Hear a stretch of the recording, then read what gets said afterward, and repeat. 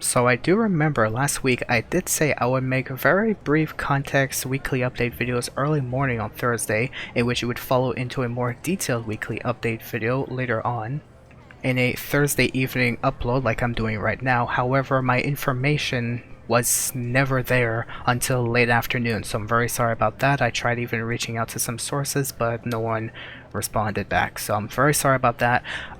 Still, that might have been a little mishap, but that's all I have to say about this. I'm going to try to make that video for next week's weekly updates as early as possible for next week. Whenever the information does come to my attention, hopefully will arrive to me early morning and not late afternoon like today did. Anyways, hello everyone, this is King Vector. Welcome to a detailed weekly update video by me showcasing to you all of the information you may need or want to know about this week's weekly update for GTLN as of July 10th, 2025. And there may not be a weekly update news video because there is just not that much information to go over of the past week's weekly update news, which will all be put in this video. So this will just give you all the information you may need or want to know for those who are interested.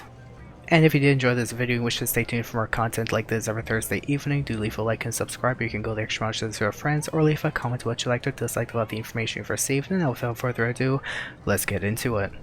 In terms of content that I'm either waiting for or new content that's arrived in GTA Online, I'm still waiting for any new news, if there will be any more, on new LSPD officer outfits anytime sooner or later. I'm also waiting on news when these 4 vehicles received drift tuning upgrades, as well as this drift variant of a Walton L35 ever releasing anytime sooner or later in the coming weekly updates to GTA Online. I will let you guys know when this stuff will release.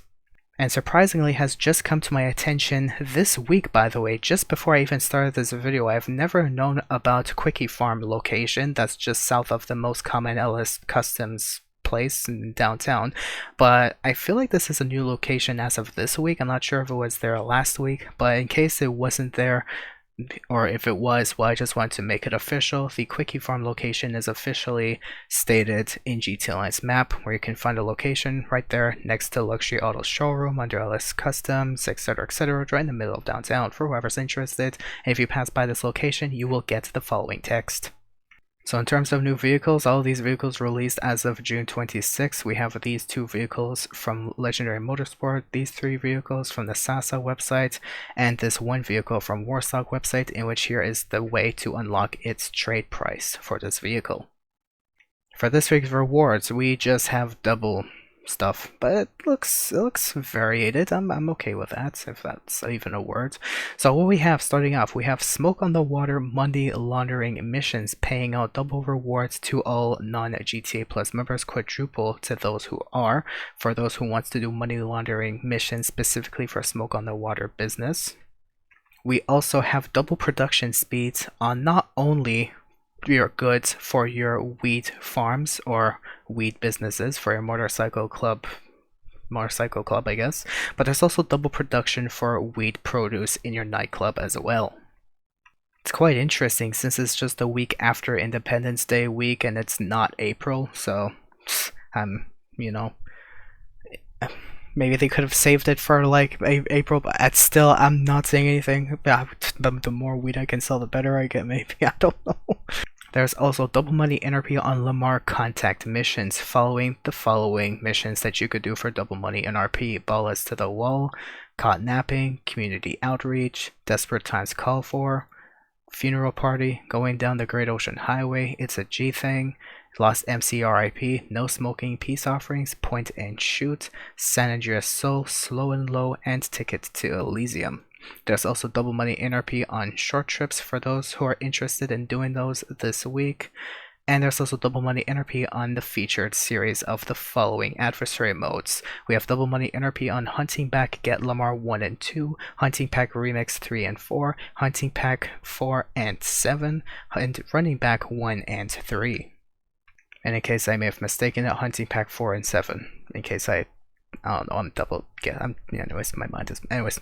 And that's generally the rewards for this week, but we still have continuing rewards on the following community series jobs now on double rewards. We have double rewards on the 5 stunt races, the Octagon PB Hot Ring Deluxe, it looks like a big, the Equilodrome, and the Rebel Rally. Double rewards on these 2 death matches, WE Musket Island and Desert Domination, as well as double rewards on this King of the Hill Desert Domination mode that exists for both Legacy and Enhanced players, as you see right here. And mind you, as of this week, they are all double rewards, just to make sure that you know they're on double rewards, because these images were taken just last week, which last week featured triple rewards on those activities. Going into the discounts, we have discounts on the, well, of course, the weed farm businesses, just to go get that off the way, but we also have discounts on the following vehicles. Those that I've highlighted personally interest me the most, such as the Vapid Trophy Truck, a really cool off-road vehicle, pretty fun actually to go off-roading with too, and even a really nice starter supercar for new players, the Pegasus Intorno, especially since it does have significant armor that could save you from getting shot in the head from behind and stuff. It's personally an early game recommended vehicle from my perspective as a veteran player of GT Online for whoever's interested, but if you want my top pick of the week, I definitely will recommend you pick up the Western Power Surge, 40% off for an electric vehicle that has no transmission lag, and it's basically a beast on highways. There's no way I want you to let go of this. Please get this as soon as possible. You will not regret it. Going to the gun van inventory discounts, we have 40% off the railgun. We also have the heavy rifle, the precision rifle, which is 40% off for GTA Plus members, compact rifle, heavy revolver, baseball bat, tear gas, molotovs, and proximity mines. And like I said, all weed businesses are 30% off, and that can only be accessed if you have a motorcycle club purchased, in which you can go into that MC club and purchase a weed business from there. So that's even more money you have to spend, but still, it'll be worth it actually in the end. It's overall not that bad, but in terms of quality, it is the second to worst business, the worst one being the document forgery stuff. In the middle, there's the cash, then the meth is next, and then cocaine is the best out there, from what I understand anyways, and know about. So if you want to go for weed, it's totally up to you. At least it's something to do in GT Online, even if it may not pay the most. It's okay. They also removed the stupid post-op van delivery cell missions too, so there's that. Have fun with those. For other vehicle discounts, we have a discount on the Obey ADF Drafter, now costing $430,800. The Shyster Deviant, priced at $307,200. The Pfister Comet Safari, priced at $426,000. The Imponte Nightshade, priced at $351,000. Surprisingly, I don't know why they put this vehicle on discount. The Lampadati Casco, relatively cool looking and sounding, costing $408,000. We also have the Pegasus Intorno. I recommend picking it up, especially as a new player, costing $435,000. The Lampadati Novak, priced at $364,800. The Western Power Surge, I recommend everyone to get it at least once if you don't already own it, priced at $963,000. The Nagasaki Strider, priced at $402,000 or a trade price of $301,500. The LF22 Starling, priced at $1,650,000. The Dinka RT3000, priced at $771,750. The Canis Terminus, that apparently still has a little bug for the rear windscreen when you try to change the rear part of the vehicle. That doesn't surprise me. It's just Rockstar in a nutshell. They're probably gonna take their time fixing that, but still, priced at $1,126,500. We also have a discount on the Maxwell Vagrant, priced at $1,320,400 or a trade price of $996,300. And finally, the Vapid Trophy Truck, a really fun off-road vehicle. I wouldn't mind you guys getting. If you don't get it, it's totally up to you, but I still recommend it. It's pretty fun to drive off-roading, especially costing $330,000. For the vehicle showcases, it doesn't really interest me too much this week. The GP1 is the only thing that interests me the most out of all this, but still though, the podium vehicle for this week is the Greenwood, which typically costs 1.4 mil or a trade price of just under 1.1 mil, in which you have to complete Operation Paper Trail's ULP intelligence mission to get this trade price. So if you want to pick up this bucket ass core, I mean, go ahead, it's totally up to you, especially that it's purple colored, so I guess Sweet Johnson sold his vehicle to the Ballas, and now it's being put on the podium, I guess. This week's prize ride is the Progen GP1, costing $1,260,000, and to get it for free this week, you have to place top 5 for 4 days in a row in an LS CarMate series. Now, I'm just going to speak a little bit about this vehicle. This was the first supercar I've ever purchased in GT Online, and I personally do not regret it. Some people say it's really slow, really bad handling, but that's because those are people who don't know how to drive in GT Online. It handles pretty good. Except if you're turning on bumps, obviously. That's why you just got to make sure you understand your roads carefully. This vehicle could help teach you that. May not be the best vehicle to help you teach you that, but it is still pretty good out there in my personal experience. I do not regret owning it. I do not regret this being my first supercar. And if you ever want to try it out for yourself, it's really cool. It's a really good vehicle. I recommend you guys pick it up, especially that the requirements are not that hard at all. I recommend it, actually. It's good. It's a good supercar.